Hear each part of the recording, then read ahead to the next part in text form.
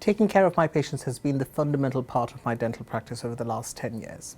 When I speak to my patients, I find that dental pain is their biggest fear. And I believe that managing that pain before, during, and after the procedure is fundamental to good clinical care. In this section, I'll try and cover what I think are good tips and tricks to gain effective pain management for my patients and your patients.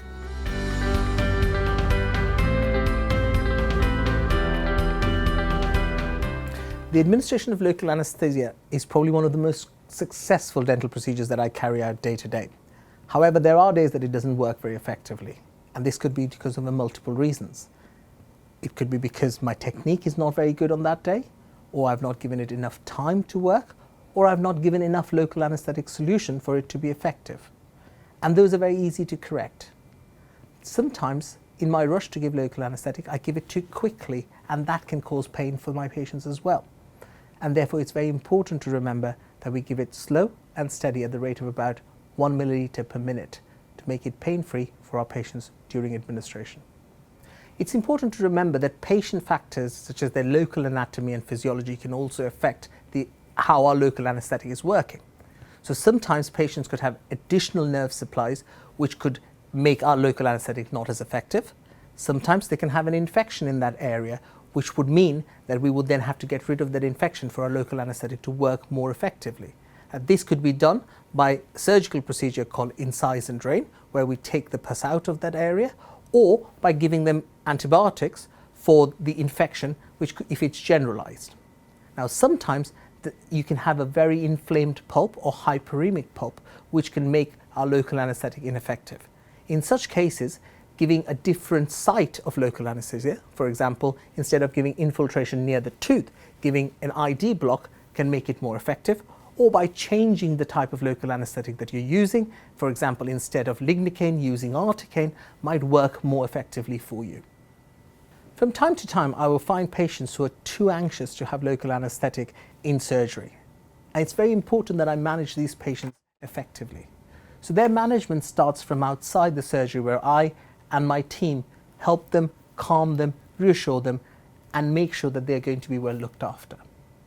After that, I take them into surgery and I will acclimatize them to my surgery, make sure they understand my equipment and what I'm going to do, and talk them through the procedure.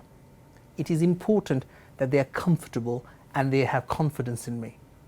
But sometimes, despite all my best efforts, it doesn't work. And in such cases, I have to refer them on to have additional procedures such as sedation or general anaesthetic to help calm their anxiety so as to have that dental procedure.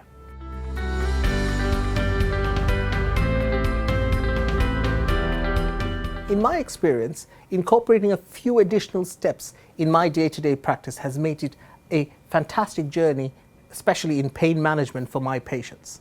One of the key things that I do every time is apply topical anaesthesia on the area where I'm going to inject. Now, some researchers may argue that it doesn't work, whereas some people actually say that it works very well. But in my experience, it reassures the patient and it tells them I'm doing everything in my capability to make it comfortable for them. And that to me is key to success, as long as the patient understands that you are doing an extra step to make it comfortable for them. Using good quality needles has also changed the way I practice. Having a sharp needle entering into the patient's mouth is much less painful than having a blunt needle entering the patient's mouth. So it's important that we look at our needles and we use good quality needles.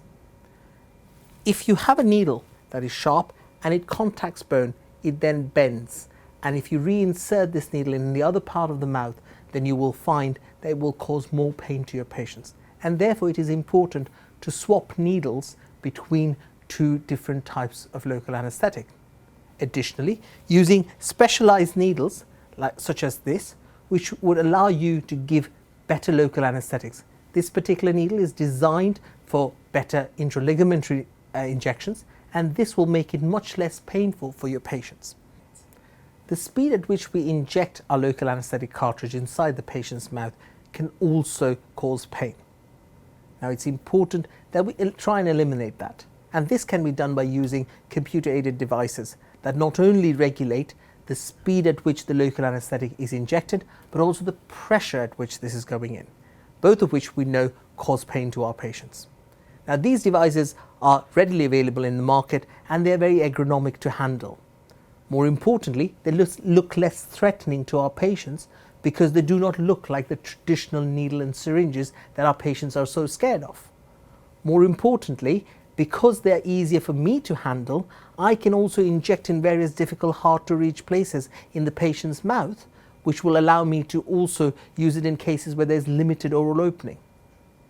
I hope the tips that I've shared with you will allow you to better manage the pain journey with your patients and will make it easier for you to provide the fantastic care that you provide your patients, as do I.